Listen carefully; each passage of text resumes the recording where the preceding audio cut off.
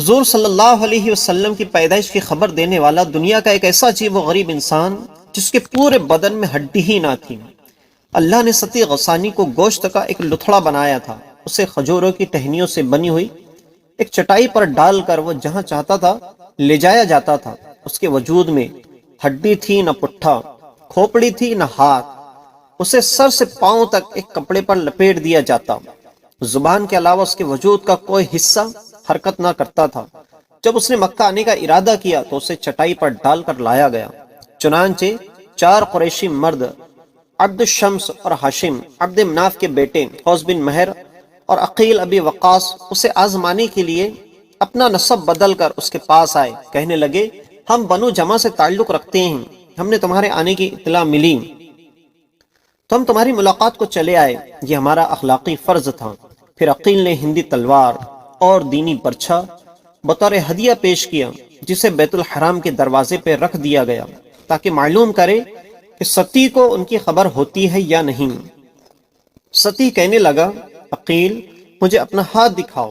اس نے ہاتھ آگے کیا تو وہ کہنے لگا اے عقیل، قسم ہے راز جاننے والے اور گناہ معاف کرنے والے کی، اور قسم ہے پورا ہونے والے وعدے اور حضرت ابراہیم کے تعمیر کردہ کعبہ کی، تم میرے پاس ہندی تلوار اور دینی برچھے کا تحفہ لائے ہو۔ کہنے لگے ستی تم نے سچ کہا۔ ستی نے کہا قسم ہے اس رب ذوالجلال کی جو خوشی لاتا ہے، قوس قزح بناتا ہے، روشن گھوڑے پیدا کرتا ہے اور خشک و تر پھل اگاتا ہے، اور وہ بڑی بابرکت والا ہے۔ اور یہ جان لو کہ تم جو لوگ آنے والے ہو، تم لوگ بنو جمع سے نہیں بلکہ پتھریلی زمین مکہ میں آباد قریش سے ہیں۔ انہوں نے کہا ستی تم نے سچ کہا، ہم بیت الحرام کے رہنے والے ہیں۔ تمہارے علم کا شہرہ سن کر تمہاری ملاقات کو بےتاب ہو گئے، ہمیں بتلاؤ کہ ہمارے دور میں اور اس کے بعد کیا ہونے والا ہے، شاید تمہیں اس کی خبر ہو۔ کہنے لگا اب تم نے سچ کہا تو اللہ نے جو مجھ پر الہام کیا ہے مجھ سے لے لو۔ اے اہل عرب، تم بڑھاپے کے دور میں ہو، تمہاری اور عجم کی ایک جیسی بصیرت ہے، تمہارے پاس علم ہے نہ فہم۔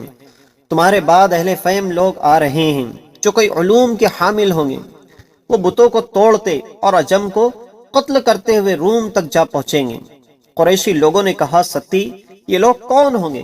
کہا قسم ہے رکنوں والے گھر اور امن و سکون کی، تمہارے بعد ایسے بچے پیدا ہوگے جو بڑے ہو کر بت شکن بنیں گے، شیطان کی عبادت کے منکر اور توحید الہی کے علم بردار ہوگے، مالک یوم النشور کا دین پھیلائیں گے، بلند عمارتیں قائم کریں گے اور سفر جہاد کی وجہ سے لوہار کی طرح گندم گوں ہو جائیں گے۔ کہنے لگے ستی یہ کس نسل سے آئے گے؟ کہا اس خدا کی قسم جو سب سے برتر کثیر العطا، قوموں کو تباہ کرنے والا اور کمزوروں کو قوت دینے والا ہے، وہ بزرگ لوگ ہزاروں کی تعداد میں بنو عبد الشمس اور بنو عبد مناف سے پیدا ہوں گے۔ قریشیوں نے کہا ہائے برائی، یہ خبر تم کیسے دے رہے ہو؟ بتلاؤ وہ کس شہر سے تعلق رکھتے ہوگے؟ کہنے لگا خدا لا یزال ولم یزل کی قسم، اسی شہر مکہ سے ایک نوجوان اٹھے گا جو ہدایت کی طرف بلائے گا، بت پرستی، حجر پرستی اور جھوٹ سے کنارہ کش اور خدائے وحدہ کا پرستار ہوگا۔ پھر اللہ تعالیٰ اسے وفات دے گا، ایسے میں اسے سراہا جاتا ہوگا، وہ زمین سے غائب اور آسمان میں حاضر ہوگا۔ پھر اس کا کام صدیق سنبھالے گا جو صحیح فیصلے کرے گا اور حقدار کو بلا کم و کاست حق لوٹائے گا۔ پھر اس کا کام ایک عادل و آموز سردار کا ہاتھ میں لے لے گا، وہ غلط بات سے بیزار، مہمان نواز اور بڑا حق پسند ہوگا۔ پھر ایسا شخص اس کا جانشین بنے گا جو اپنے کام کا دھنی اور جہاں دیدہ ہوگا، مگر کچھ جماعتیں اس کے گرد جمع ہو جائے گی اور غضب و انتقام کی شدت میں اسے قتل کر دے گی، اور وہ بوڑھا مقصد برآری کے لیے ذبح کر دیا جائے گا۔ پھر اس کی حمایت میں خطیب اٹھ کھڑے ہوگے، اس کا نائب ایسا شخص بنے گا جس کی رائے بری ہوگی اور زمین میں فساد قائم کرے گا۔ پھر اس کا بیٹا جانشین ہوگا، باپ کے جمع کردہ مال پر قابض ہو جائے گا، بہت کم لوگ اس کی تعریف کریں گے، وہ سارا مال خود ہڑپ کر لے گا اور اپنی اولاد کے لیے چھوڑ جائے گا۔ پھر کئی بادشاہ آئیں گے اور یقیناً خون بہتا رہے گا، تو یہ حضور صلی اللہ علیہ وسلم کی پیدائش کی پیشن گوئی کرتے ہوئے وہ بغیر ہڈی والا انسان اس طریقے کی انفارمیشن دیتا ہے اور اس طریقے کی پیشن گوئیاں کرتا ہے کہ لوگ حیران ہو جاتے ہیں، دنگ ہو جاتے ہیں۔